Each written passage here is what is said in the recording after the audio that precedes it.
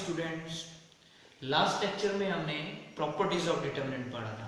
अब उसके बेस्ड हम क्वेश्चंस करेंगे। Prove the determinants are vanish. ये सारे डिटरमिनेंट्स जीरो के बराबर है। इनके दो एग्जांपल्स लिखे, लेकिन ये करना है विदाउट एक्सपेंडिंग, बिना एक्सपेंड के। जैसे हम पहले डिटरमिनेंट कैसे सीखा था, एक्सपेंड बाई रो 1 कॉलम 2, तो वैसे डिटरमिनेंट सॉल्व करते हैं। लेकिन हमें बिना एक्सपेंड किए हुए इसकी वैल्यू निकालनी है, तो हमें प्रॉपर्टी यूज करके वो सॉल्व कैसे करना है वो देखो। मान लो ये फर्स्ट क्वेश्चन है, इसकी मैं लेफ्ट हैंड साइड लेता हूं। 1 4 7 2 5 8 3 6 9 ये मैंने लिखा। अब यहाँ पे मैं ध्यान से देखूंगा कि क्या किया जाए यहाँ पे वैल्यू को, कि आपके पास ये वैल्यू ऑफ डिटरमिनेंट जीरो बन जाए, वैनिश होनी चाहिए। तो कैसे बनेगी आपके पास, आप ध्यान से देखो। यहाँ पे अगर मैं यहाँ पे इसमें से कॉमन लूं, आपके पास क्या है, इसमें से ये और ये आपके पास ये आएगा। ध्यान से देखो कि ऑपरेशन यहाँ पे अप्लाई करना आपने, कि ऑपरेशन क्या अप्लाई किया जाए जिससे कि ये वैल्यू आपके पास इसके जैसी बन जाए। ठीक है। अब अगर मैं इस मैट्रिक्स को, इस सेकंड रो एलिमेंट्स को ध्यान से देखा ना आपने, कि क्या ऑपरेशन लगाया जाए, इसको इवेल्युएट किया जाए। अब देखो एलिमेंट्स 1 2 3 4 कॉमन कुछ आ रहा है, कुछ कॉमन नहीं है, कुछ कॉमन नहीं है। इसमें कॉमन आ रहा है 3 कॉमन आ सकता है, लिख सकते हैं। यहाँ पे 1 2 3 बन जाएगा। लेकिन और देखा जाए कि उससे कोई फायदा नहीं होगा, तो हम क्या करेंगे, यहाँ पे ऑपरेट करके देखना। देखें ध्यान से क्या लिखेंगे, ऑपरेट। अगर मैं इसको 2 से मल्टीप्लाई करूं, ठीक है, और इसमें ऐड कर दूं या सब्ट्रैक्ट कर दूं, तो जैसे मैं करूं R2, ठीक है, नहीं R2 नहीं R3 माइनस 2R2। ये R3 आपके पास थर्ड रो को मैं सेकंड रो कम करता हूं इसमें से 2 से मल्टीप्लाई करके। जब इसको 2 से मल्टीप्लाई करूंगा तो क्या आएगा, फर्स्ट रो पे कोई चेंज नहीं आएगी, सेकंड रो पे कोई चेंज नहीं आएगी, लेकिन थर्ड रो पे चेंज आएगी। इसको 2 से मल्टीप्लाई करूंगा तो क्या आएगा 8, और इसमें सब्ट्रैक्ट करूंगा तो क्या आएगा -1। इसको 2 से मल्टीप्लाई करूंगा तो क्या आएगा 10, और इसमें सब्ट्रैक्ट करूंगा तो क्या आएगा -2। इसको 2 से मल्टीप्लाई करूंगा तो क्या आएगा 12, और इसमें सब्ट्रैक्ट करूंगा तो क्या आएगा -3। अब आपको पीछे प्रॉपर्टी बताई थी, किसी भी रो या किसी भी कॉलम में सेम स्केलर मल्टीपल आता है तो हम कॉमन ले सकते हैं। इन सब में माइनस आ रहा है कॉमन, तो मैंने -1 डिटरमिनेंट से बाहर ले लिया। तो ये क्या बन गया 4 5 6 1 2 3। अब ध्यान से देखो, आप फर्स्ट रो और थर्ड रो आपकी कैसी बन रही है, आइडेंटिकल आ रही है। तो आइडेंटिकल आ रही है तो हमने प्रॉपर्टीज पढ़ी है, this is equal to 0, because mention करोगे यहाँ पे, because R1 and R3 are identical. R1 और R3 रो आइडेंटिकल है, इसलिए हमने प्रॉपर्टी यूज करके इसकी वैल्यू 0 बता दी। तो इस तरह से प्रॉपर्टी यूज करके आपने ये वैल्यू निकालनी है, ना कि एक्सपेंड करके। तो इस तरह से हम ये क्वेश्चन ऐसे करेंगे। अब नेक्स्ट क्वेश्चन करेंगे तो ये भी इसी के बेस्ड होगा कि उसको कैसे किया जाए। मान लो ये अगला क्वेश्चन आपके पास, इसकी भी लेफ्ट हैंड साइड लिख लेता हूं। 2 7 65 3 8 72 5 9 86। और जितना आप इनकी प्रैक्टिस करोगे क्वेश्चन की, तो उतने फेमिलियर होंगे इन क्वेश्चन के साथ आप, कि क्या किया जाए, कैसे इसको बनाया जाए। अब ध्यान से देखो, हमारे पास 2 3 5 7 8 9 ये एलिमेंट्स आ रहे हैं। अब हम क्या करें कि यहाँ पे कुछ कोई पूरे का पूरा डिटरमिनेंट 0 बन जाएगा, तब वैल्यू 0 होगी। जब कोई दो कॉलम्स आइडेंटिकल होंगी तब ये वैल्यू 0 होगी। तो क्या किया जाए, अगर मैं इस चीज को 9 से मल्टीप्लाई करूं, कितना है, ये कॉलम कौन सा है, सेकंड कॉलम। सेकंड कॉलम को मैं 9 से मल्टीप्लाई करूंगा और थर्ड कॉलम में सब्ट्रैक्ट कर दूंगा। ऑपरेट लिखूंगा यहाँ पे मैं, ऑपरेट C3 -7 C2। अब ध्यान से देखना है, C1 पे कोई चेंज नहीं है, या अब C2 पे भी कोई चेंज नहीं है, क्योंकि C2 पे ऑपरेशन नहीं लगा रहे हैं क्योंकि जो चीज पहले लिखी होती है ऑपरेशन उस पर अप्लाई होता है। अब C3 पे ऑपरेशन क्या लग रहा है, C3 ये है और -7 C2, मतलब C2 को 7 से मल्टीप्लाई किया, सॉरी 7 से नहीं 9 से मल्टीप्लाई किया, तो 9 से मल्टीप्लाई किया क्या आया, 9 7 63, और 63 65 में से 63 गए तो क्या बचे 2। फिर C3 अगला 8 9 72, और 72 कितना है यहाँ पे, 72 और 5 है, 75 हो गया 75, तो यहाँ पे क्या आ जाएगा 3, ठीक है। 72 में से ये गए कितना बचा 3, फिर यहाँ पे 9 से मल्टीप्लाई 9 9 81, 86 में से तो क्या बचा आपके पास, that is equal to this thing. तो फर्स्ट कॉलम को ध्यान से देखो तो क्या बन गया 2 3 5, 2 3 5, तो क्या हो गया आपके पास इक्वल टू 0, क्यों, because C1 and C3 are identical, क्योंकि C1 और C3 आइडेंटिकल्स हैं, इसलिए इसकी वैल्यू प्रॉपर्टी यूज करके 0 आ रही। तो मतलब विदाउट एक्सपेंडिंग इस टाइप के क्वेश्चन आप इस तरह से करते हैं। अब कुछ और क्वेश्चंस लेते हैं जो इसी के बेस्ड होंगे, जो हम विदाउट एक्सपेंडिंग करेंगे। प्रॉब्लम देखिए हमने, ये भी विदाउट एक्सपेंडिंग आपने सॉल्व करने हैं। अब इसकी हम थर्ड क्वेश्चन की लेफ्ट हैंड साइड लेते हैं, 1 1 1 A B C, B plus C, C plus A plus B। अब यहाँ पे क्या ऑपरेशन लगाया है जिससे हम इसको इवेल्युएट कर सकें। अब ध्यान से देखो सेकंड कॉलम और थर्ड कॉलम, अगर मैं इन दोनों कॉलम्स को ऐड कर दूं, ऑपरेट R3 प्लस R2, उल्टा भी कर दो तो कोई प्रॉब्लम नहीं है। तो पहले क्या चीज लिखी मैंने R3, तो मतलब ऑपरेशन किस पे अप्लाई हो रहा है R3 पे। अगर R2 पहले लिखता तो R2 प्लस R3, तो R2 पे अप्लाई करना था, तो जो मर्जी कर सकते हो आप। अगर हम करें ऑपरेशन R3 पे लगाया है तो second element as it is है, सेकंड कॉलम का, सॉरी सेकंड कॉलम का C3 आएगा, C3 प्लस C2 कॉलम पे ऑपरेशन लग रहा है।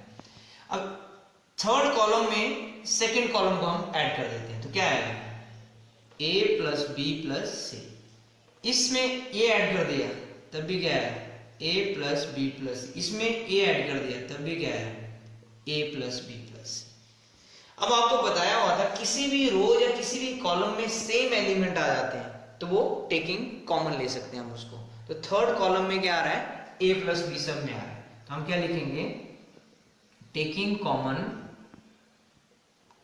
A plus B plus C from C3 से हम A plus B plus C common ले लिया, तो A plus B plus C बाहर आ गया, तो A B C और कॉमन लिया तो यहाँ पे क्या बचा 1 1 1। अब ये टोटल वैल्यू क्या हो जाएगी 0, क्यों, क्योंकि ये फर्स्ट कॉलम और थर्ड कॉलम क्या है आइडेंटिकल आ रहे हैं। तो प्रॉपर्टी यूज करके आपने बता देना है because C1 and C3 are identical columns है, इसलिए इसकी वैल्यू 0 आ रही है। तो सिंपल से क्वेश्चंस होते हैं, लेकिन आप प्रॉपर्टी यूज कैसे करनी है तो थोड़े से एलिमेंट्स को ध्यान से रखना है। अब अगला क्वेश्चन करते हैं। अगर हम इसकी भी लेफ्ट हैंड साइड लें, हमारे पास क्या है 1 omega omega square omega omega square 1 omega square omega omega square 1 omega ये। अब हमें ओमेगा से रिलेटेड चीज पता है कि अगर हम वैल्यूज को ऑपरेशन लगाते हैं, पहले हम ऑपरेट कर देते हैं C1 plus C2 plus C3, R1 plus R2 plus R3 भी लगा सकते हो। मतलब डिटर्मिनेंट एक ऐसा टॉपिक है जिसमें आपको डिसाइड करना पड़ेगा कि कौन सी प्रॉपर्टी आप यूज कर सकते हो या कौन सा ऑपरेशन आप यूज कर सकते हो। ये नहीं कि फिक्स्ड ऑपरेशन लगेगा कि मैंने यहाँ पे C1 plus C2 plus C3 लगाया तो यही ऑपरेशन लग सकता है और कोई नहीं लग सकता है। इसमें कोई भी ऑपरेशन आपको जो लगता है यूजफुल होगा वो ऑपरेशन आप लगा सकते हो। तो फिलहाल मैंने C1 plus C2 plus C3 लिखा है, तो C1 में C2 और C3 ऐड कर दिया, तो क्या है 1 plus omega square 1 plus omega square क्या आ गया 1 प्लस ओमेगा स्क्वायर, और सेकंड कॉलम और third column as it is रहेंगे क्योंकि ऑपरेशन फर्स्ट कॉलम पे लगा है। और हमें वी नो दैट, हमें ये पता है, we know that 1 plus omega square की वैल्यू क्या होती है, 0 होती है। ये हमें पता है, कॉम्प्लेक्स नंबर में हमने पढ़ा है ये चीज। +1 में तो इसकी वैल्यू 0 होती है, तो ये क्या हो गया 0 0, omega square 1, omega square 1 omega. तो हमने प्रॉपर्टी पढ़ी डिटर्मिनेंट में, किसी भी डिटर्मिनेंट में कोई पूरी रो या कोई पूरा कॉलम अगर 0 आता है तो value of the determinant is 0। क्यों? Because all the elements of C1 are 0, क्योंकि सारे के सारे एलिमेंट जो C1 के हैं वो 0 है, इसलिए इसकी वैल्यू क्या होगी 0। तो मतलब इस टाइप में भी क्वेश्चन पूछा जा सकता है, तो प्रॉपर्टी यूज करके हमने वैल्यूट किया ये चीज। तो इस तरह से आपने करना है। कुछ और भी करते हैं हम क्वेश्चन। अभी ये 2 क्वेश्चंस और लिखे, 5th और 6th, इसमें भी सेम विदाउट एक्सपेंडिंग आपने प्रूव करना है। तो हम इसको लेट करके करते हैं। ये आपके पास 0 a minus b minus a 0 c and b minus c and 0, ये डिटर्मिनेंट दिया। इसमें क्या करते हैं हम, टेकिंग कॉमन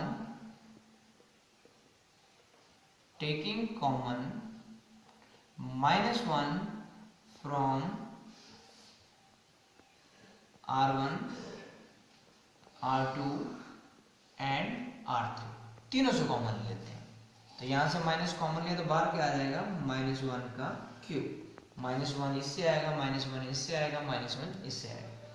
तो 0 -a b, a 0 -c, -b c 0।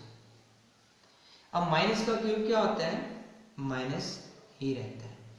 अब किसी भी डिटर्मिनेंट के रोज और कॉलम्स को इंटरचेंज कर दो तो there is no change in the value. ये हमने प्रॉपर्टी पढ़ी है, इसको मैं चेंज कर रहा हूँ।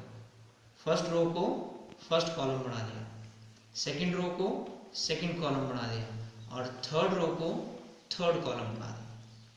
अब हमने ऐसा लिखा तो हमारे पास, ध्यान से देखो तो ये चीज वापस शुरू वाला जो डिटर्मिनेंट है उसके जैसा बन रहा है। तो ये क्या हो गया, -1 और ये डेल्टा, मतलब माइनस डेल्टा। शुरू में क्या कंसिडर किया था हमने, डेल्टा के बराबर, जो चीज दी हुई थी उसको डेल्टा का। अब दोनों को एक तरफ ले आओ तो 2 डेल्टा = 0 हो जाएगा। दैट मीन्स जो हमें पूछा हुआ है वो बिना एक्सपेंड किए हमने क्या बता दिया, डेल्टा = 0। तो इस टाइप के क्वेश्चन में एक चीज और परमानेंट आपने याद रखनी है, ये कैसे टाइप की डिटर्मिनेंट है, स्क्यू सिमेट्रिक मैट्रिक्स की तरह है। ये स्क्यू सिमेट्रिक मैट्रिक्स है क्योंकि अगर इसके रोज और कॉलम्स को चेंज करेंगे स्क्यू सिमेट्रिक बनेगा। तो हमेशा याद रखना है, determinant of skew symmetric matrix is always 0, लेकिन किसका, ऑड ऑर्डर का।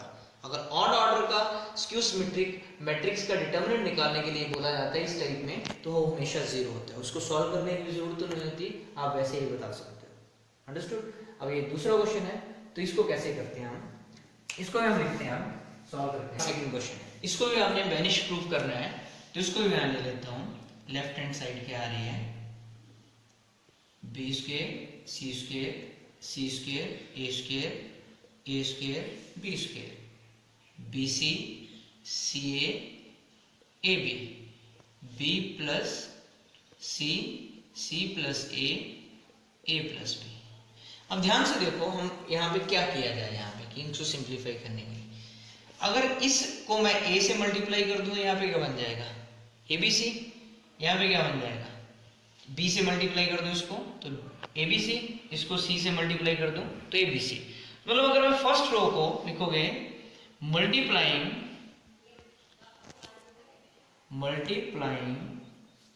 r1 by a, r2 by b and r3 by c।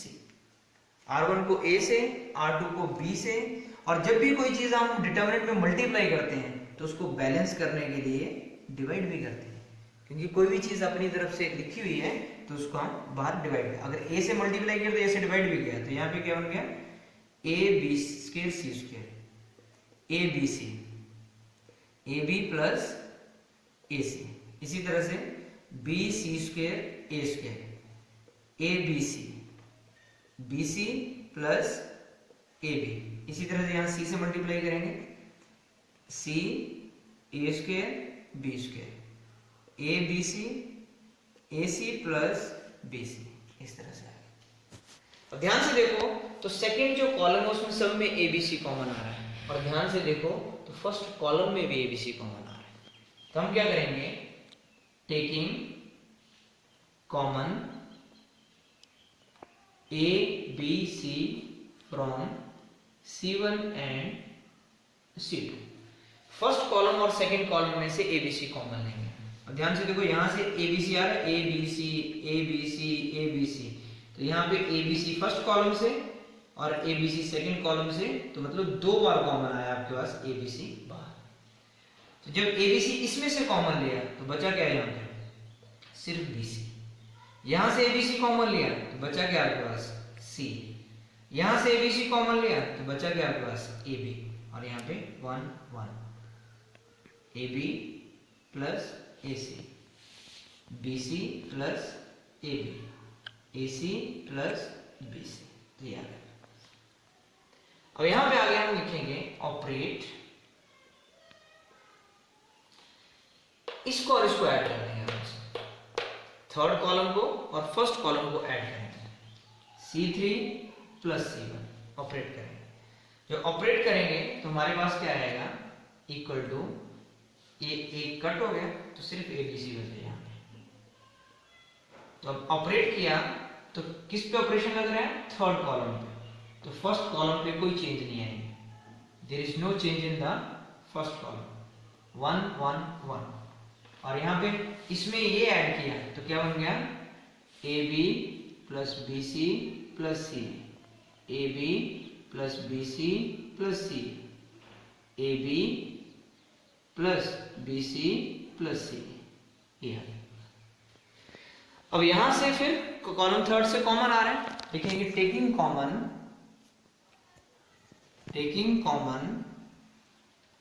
AB plus BC plus CA from C3, तो बाहर क्या आ जाएगा, ABC into AB plus BC plus C, और यहाँ पे क्या आ गया, BC CA AB, और 1 1 1 कॉमन लिया तो यहाँ पे भी क्या बन गया, 1 1। और ध्यान से देखो तो इस तरह से लिखा तो 2 कॉलम्स क्या हो गया आपके पास, आइडेंटिकल हो गए। तो वैल्यू ऑफ द डिटर्मिनेंट क्या आएगी, AB into AB plus BC plus CA, तो इसकी वैल्यू क्या आ जाएगी, 0, और टोटल वैल्यू क्या बन जाएगी, 0। क्यों, because C2 and C3 are identical columns. ये C1 और C3 आइडेंटिकल कॉलम्स हैं, C2 और C3 आइडेंटिकल कॉलम है, इसलिए प्रॉपर्टी यूज करके वैल्यू ऑफ डिटरमिनेंट इज 0। मतलब इस तरह से आप विदाउट एक्सपेंडिंग क्वेश्चन किए जाते हैं कि बिना एक्सपेंड किए हुए प्रॉपर्टी यूज करके आप वैल्यू कैसे निकाले जाते हैं डिटरमिनेंट की। तो आज के लिए आपके लिए इतना ही काफी है, दैट्स ऑल।